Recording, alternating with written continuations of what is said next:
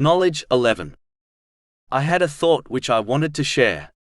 Even though the amount of Islamic scholars, lecturers and Islamic educational material has increased over time, yet the strength of Muslims has only decreased. There are many factors for this. One of the main reasons is that many scholars have not adopted the correct intention when teaching others.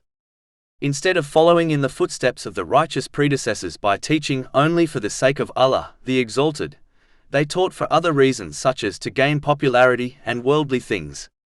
For example, they often strive to be in the spotlight of gatherings and events and are not pleased with a seat which is to one side, they instead desire a central seat.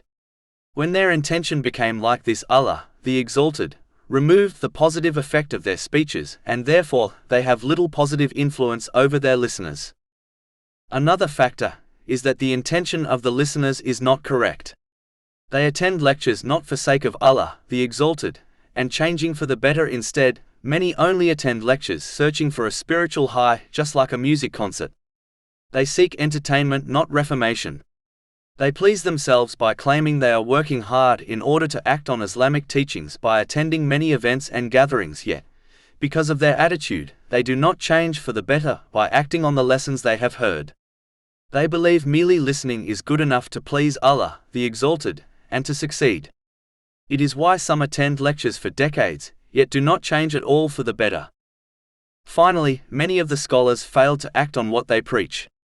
For example, they teach others to unite, yet they are disconnected from other scholars, and fail to aid other scholars and institutions in good as they fear they will be forgotten if they do so. They advise others to turn away from the material world, yet they are the most engrossed in it.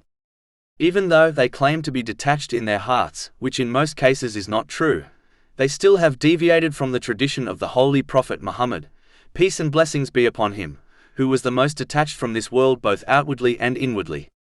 They should have shown a practical example, instead of saying one thing and doing another.